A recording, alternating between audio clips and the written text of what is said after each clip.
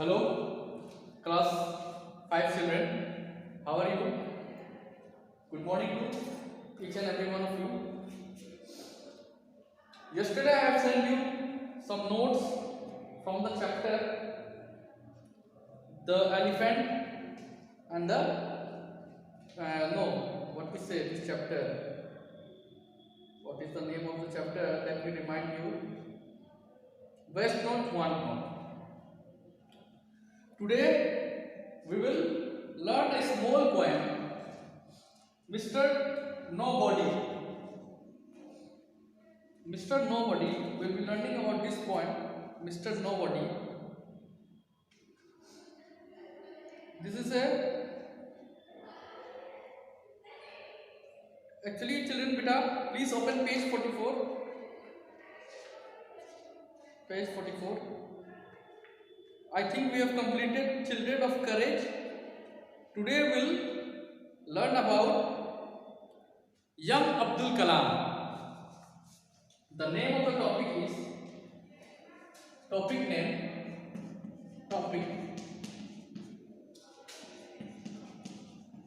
young Abdul Kalam. We'll discuss about this topic. Good friends are invaluable. Here, the first line means good friends are invaluable. It means that those who are good friends, they don't have any price. You cannot sell them at any price. They love with you when you are happy and cheer you up if you are sad. They love with you. वो आपके साथ हंसते हैं जब आप खुश रहते हैं. And cheer you up. और आपको cheer करते हैं, आपका उत्साह बढ़ाते हैं if you are sad. The luckiest people are those whose friends care for them. सबसे luckiest people वो होते हैं जिनके दोस्त उनको care करते हैं and stand by them when needed. और उनके साथ खड़े होते हैं जब जरूरत पड़ती है. Do you have a best friend in class? How do you look after each other? Discuss with your partner. Now, this is a question being arised to you that do you have a best friend in class? And if you have best friend, how do you look after each other? Discuss with your partner. This graphic story is about Dr. APJ Abdul Kalam. But a graphic story means those stories in which images are attached. Just like comics, magazines, you are reading that? So that is graphic story. This graphic story is about Dr. APJ Abdul Kalam, the former president of India. He was the former president of India. He was extremely popular among students and young children. He was extremely popular among students and young children. His stories inspire us all. His stories inspires us all. He rose from a humble background and went on to become one of the greatest scientists in space technology. He rose from a humble background. He rose from a humble background and went on to become one of the greatest scientists in space technology. Later he became the 11th president of India.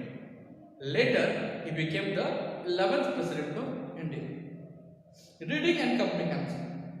Kalam spent his childhood in Rameshwaram in southern India.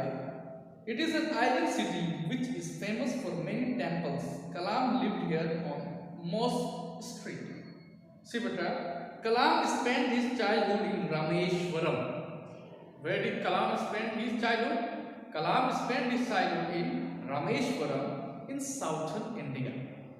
It is an island city which is famous for many temples, and it is an island city which is famous for many temples. Kalam lived here on Moss Street, and here Kalam lived on a Moss Street. Young Kalam would go to the mosque daily, and every day while returning from the mosque, young Kalam would loiter near the temple. Young Kalam used to go to the mosque. Every day he used to go to the mosque and every day while returning from the mosque, young Kalam would loiter near the temple. The people at the temple were shocked to see Kalam loitering near the temple every day. The people at the temple were shocked to see Kalam loitering near the temple every day. Who is this boy? Every day he comes and loiters around here. What business he have here? He never enters the temple, so let him be. They did not know that the young lad was enchanted by the chanting of the mantras. Now, the mantras that were enchanted in the temple, this young boy was enchanted by them. He enjoyed hearing them while waiting for his friend. Ramanand Sastri, who would be reciting the mantras with his father. I love this chanting. It's so soothing, makes me feel calm and peaceful. It's a pleasure waiting for Rama. Rama would sit with his father. Now this Rama would sit with his father singing the hymns. He would be singing the hymns. He would often glance at Kalam and smile. His father also noticed his son's friend intently listening to the hymns and chants. At the school, Kalam and Rama sat together on the first bench. And in the school, Kalam and Rama sat together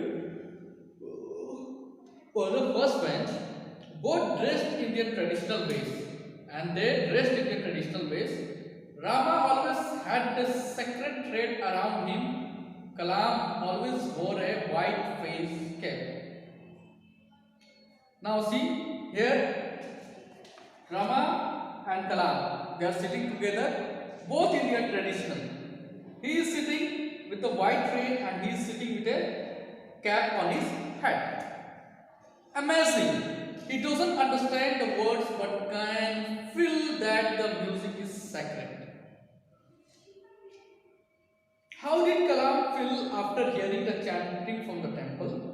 Do you think Abdul would have felt calm and peaceful sitting next to a crowded street?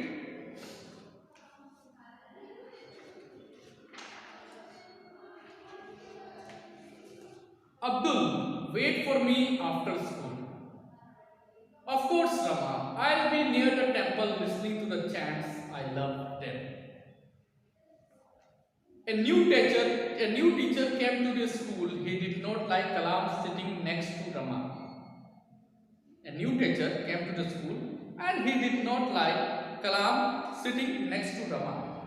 You can't sit next to Rama. Get up and go and sit on the last bench. He told to Rama that he can't sit with. He told to Kalam that he can't sit with Rama. Go and sit on the last bench. Kalam was in tears at being treated like this.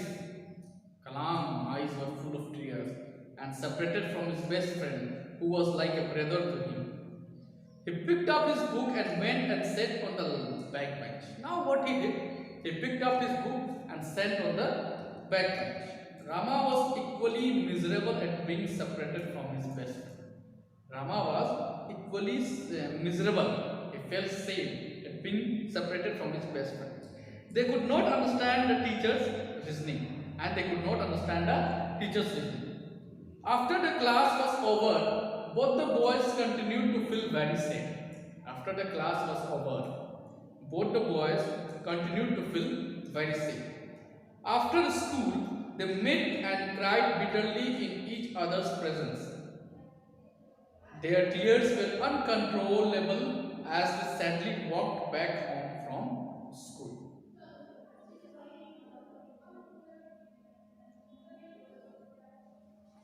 Now what happened? That evening, Rama could not concentrate on anything.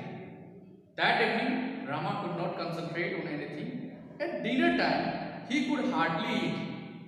His father noticed that he wasn't eating. Rama, why aren't you eating? Rama, why aren't you eating? What's wrong, son? Did something happen at school? Rama burst out crying and told his father about what the new teacher had said and done. Now Rama told to his father about the whole incident. Next day, Rama came running to Kalam's house. Next day, Rama came running to Kalam's house. Abdul, come fast. Father is calling you. Come on, be fast. He said, Abdul, come fast. Father is calling you. Come on, be fast. The two boys stood in front of the priest. The priest seemed to be admonishing the teacher. Kalam was stunned when he heard Rama's father, the head priest, speak to the teacher in a commanding voice. I would like you to apologize to Kalam. And he said to the teacher, apologize to Kalam. Sir, I apologize. How would you feel if someone asks you to stay away from your friend? Now here is a question that, how would you feel if someone asks to stay away from a friend? Depending on his race, depending on his caste, depending upon his society from which he is coming. So these are the orthodox things that is prevailing in a society. We have to, what to say? We have to take out these things from the root. This evil that is prevailing in the society, this untouchability, this this inhumanity. Every one of us are human being. Everyone has two hands, two eyes. From this story, but this story is not completed. This is about the greatest president of our country, the most respectful Dr. APJ Abdul Kalam, Abdul Pakir Jainuddin Kalam. His full name was Abdul Pakir Jainuddin Kalam, and he was also known as the Missile Man. He was a scientist as well as the president of India. So, beta, let me say you that in our society, many evils are prevailing. We are hating people. We don't want to see the people. But beta, this is not good. Why this is not good? Because the Creator, the Lord, the Almighty, He has created all of us equal in front of Him. He didn't give Kalam three hands, neither He gave Rama 4 hands. He gave Kalam also 2 hands and his friend Rama also 2 hands. 2 eyes, 1 nose, everything same. But this distinguishing matter comes when we are engaged with ourselves. We human beings, we start distinguishing among ourselves that he is that, I am someone, I am superior. But in fact, no one is superior. Everyone is inferior below besides the Almighty. Everyone has to die one day, and he has to go to the Almighty and he has to apologize in front of Him. And there will be no chance for apologization, because the Almighty is giving us chance. He is giving us chance to improve ourselves. Now it depends upon us whether we are improving or we are going in the hell. Okay children, for today only this much. Till then, have a nice day. Jai Hind.